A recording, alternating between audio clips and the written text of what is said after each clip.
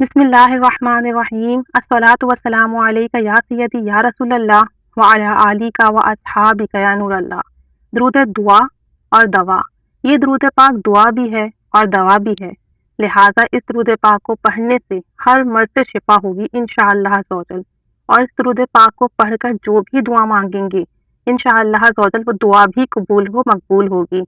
حکمہ حضرات یعنی کہ جو ڈاکٹرز ہیں، حکیم ہیں، ہومیوپیتھک ہیں، جو علاج کرتے ہیں، اگر وہ چاہیں کہ ان کی دی ہوئی دوا میں شفائے الہی شامل ہو جائے تو انہیں چاہیے کہ اس درود دوا کو ایک مرتبہ پڑھ کر اپنے مریض کو دوا دیں۔ انشاءاللہ عز و جل جس بھی مرض کی دوا وہ دیں گے اس میں اس مریض کو شفا ملے گی۔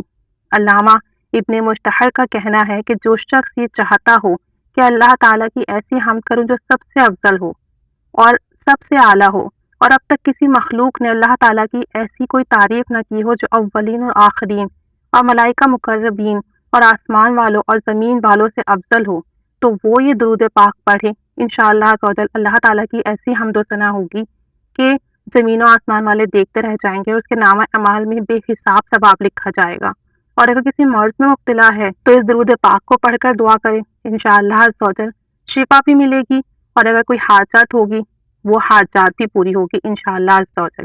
وہ درود پاک یہ ہے: بسم اللہ الرحمن الرحیم، اللہم لک الحمد کما انت اہلہ وصلی علی محمد کما انت اہلہ وافعل بنا ما انت اہلہ فانک انت اہل التقوی واہل المغفرہ۔ ترجمہ: اے اللہ، تیرے ہی لیے ساری حمد ہے جو تیری شان کے مناسب ہے۔ محمد صلی اللہ علیہ وسلم پر درود بھیج جو تیری شان کے مناسب ہے، اور میرے ساتھ بھی وہ معاملہ کر جو تیری شان کے شایان شان ہو۔ بے شک تو ہی اس کا مستحق ہے کہ تجھ سے ڈرا جائے، تو مغفرت کرنے والا ہے۔ تو اگر کسی مرض میں مبتلا ہیں تو اس درود پاک کو پڑھ کر اپنی مرض کے لیے دعا کیجیے۔ کوئی حاجت ہو تو اس درود پاک کو پڑھ کر اپنی حاجت کے لیے دعا کیجیے۔ نیت یہ رکھیے کہ اللہ تعالیٰ کے حبیب پر درود و سلام بھیج رہی ہوں، اللہ تعالیٰ ان سے راضی ہو۔ درود و سلام بھیجنے کے صدقے سے میری یہ حاجات پوری ہو۔ درود و سلام میں اللہ کی قربت کے لیے، اس کی محبت کے لیے پڑھ رہی ہوں، اور اس کی محبت اور قربت نصیب ہو، اور اس محبت اور قربت کے وسیلے سے میری یہ حاجات پوری ہو جائے، میرا یہ مسئلہ حل ہو جائے، مجھے اس مرض میں شفا نصیب ہو جائے۔ اللہ عز و جل ہم پر کرم کی نگاہ فرمائے۔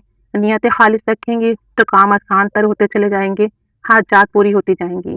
خالص نیت کے ساتھ، ادب کے ساتھ، اچھے طریقے سے، احسن طریقے سے پڑھیے، انشاءاللہ عز و جل قبول و مقبول بھی ہوگا درود پاک، اور بے انتہا اجر و ثواب اور فضائل بھی ملیں گے انشاءاللہ عز و جل۔ صلی اللہ علی محمد صلی اللہ علیہ وآلہ وسلم۔